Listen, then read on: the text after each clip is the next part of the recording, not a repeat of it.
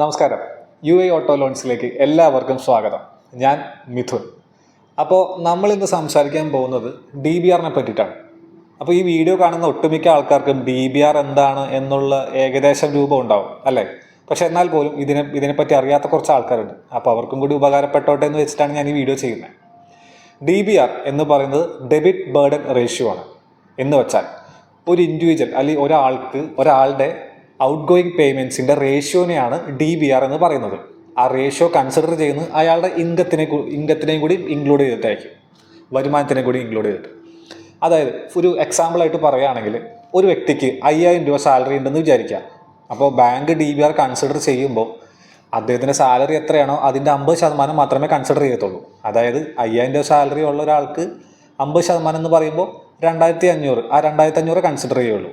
ആ 2500 ഇന്ന് out going ആയിട്ട് എന്തൊക്കെ ആൾക്ക് പേയ്മെൻറ്റ്സ് പോകുന്നുണ്ടോ അതൊക്കെ കഴിഞ്ഞിട്ടുള്ള ബാക്കി എമൗണ്ട് എത്രയാണോ അതിനെയാണ് DBR എന്ന് പറയുന്നത്. ഉദാഹരണം കുറച്ചുകൂടി വ്യക്തമാക്കി പറയുമ്പോൾ 5000 രൂപ സാലറി ഉള്ള ഒരാൾക്ക് 50% കൺസിഡർ ചെയ്യുമ്പോൾ 2500 വരുന്നത് അല്ലേ? അദ്ദേഹത്തിന് ഒരു പേഴ്സണൽ ലോൺ ഉണ്ടെന്ന് വിചാരിക്കുക.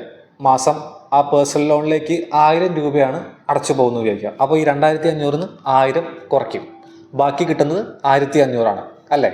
ഇത് കൂടാതെ ഈ പേഴ്സണൽ ലോൺ കൂടാതെ അദ്ദേഹത്തിന് 2 ക്രെഡിറ്റ് കാർഡ്സ് ഉണ്ടെന്ന് കൂടി കരുതുക. ഓരോ ക്രെഡിറ്റ് കാർഡ്സും 20,000 ആണെന്ന് വിചാരിക്കുക. അപ്പോൾ ക്രെഡിറ്റ് കാർഡ്സ് നമ്മൾ കാൽക്കുലേറ്റ് ചെയ്യുമ്പോൾ ആൾക്ക് എത്ര ക്രെഡിറ്റ് കാർഡ്സ് ഉണ്ടോ അതിൻ്റെ ടോട്ടൽ ലിമിറ്റിൻ്റെ കൺസിഡർ ചെയ്തിട്ട് അതിൻ്റെ 2.5% എത്രയാണെന്ന് കാൽക്കുലേറ്റ് ചെയ്യും. അതും ഈ പറഞ്ഞ പോലെ ബാക്കി തുകയിൽ നിന്ന് കുറയ്ക്കും.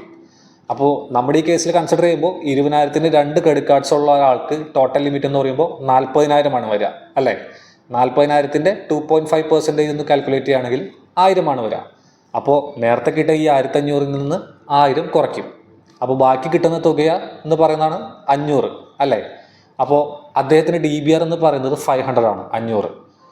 DBR കുറച്ചുകൂടി ക്ലിയർ ആയിട്ട് പറയുകയാണെങ്കിൽ അദ്ദേഹത്തിന് ഒരു കാർ ലോൺ എടുക്കുകയാണെങ്കിൽ അല്ലെങ്കിൽ ഒരു പേഴ്സണൽ ലോൺ എടുക്കുകയാണെങ്കിൽ മാസം EMI ആയിട്ട് അടയ്ക്കാൻ പറ്റുന്നത് 500 അല്ലെങ്കിൽ 500 താഴെയോ തുക മാത്രമേ അടയ്ക്കാൻ പറ്റത്തുള്ളൂ.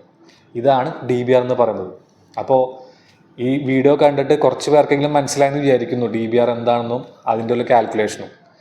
അപ്പോൾ ഒരു ബാങ്കിൻ്റെ ടീമിനോ അല്ലെങ്കിൽ ഒരു ബാങ്കിൻ്റെ എക്സിക്യൂട്ടീവിനോ മാത്രമല്ല DBR കാൽക്കുലേറ്റ് ചെയ്യാൻ പറ്റുന്നത്, നമുക്കും കാൽക്കുലേറ്റ് ചെയ്യാൻ പറ്റും. അപ്പോൾ അതൊന്ന് വ്യക്തമാക്കാൻ കൂടി ഈ വീഡിയോ എല്ലാവർക്കും ഉപകാരപ്പെട്ടോട്ടെ എന്ന് വിചാരിച്ചിട്ടാണ് ഞാൻ വീഡിയോ മെയിനായിട്ട് ചെയ്യുന്നത്. അപ്പോൾ നമ്മുടെ സർവീസ് അറിയാലോ, UAE എവിടെയുമുള്ള ഏതൊരു യൂസ്ഡ് കാറും നിങ്ങൾക്ക് 100% ലോണിൽ നമ്മൾ അറേഞ്ച് ചെയ്ത് തരുന്നു. അപ്പോൾ സെല്ലർക്ക് നമുക്ക് ഇമ്മീഡിയറ്റ്ലി ക്യാഷ് കൊടുക്കാൻ സാധിക്കും. അതേപോലെ ബാങ്കിലത്തെ പ്രൊസീജിയേഴ്സും എല്ലാം നമുക്ക് ഹാൻഡിൽ ചെയ്യാൻ സാധിക്കും. അപ്പോൾ എന്തെങ്കിലും എൻക്വയറീസോ എന്തെങ്കിലും കാര്യങ്ങളൊക്കെ ഉണ്ടെങ്കിൽ നമ്മളെ വിളിച്ചോളൂ, ഇപ്പം തന്നെ വിളിച്ചോളൂ. Thank you.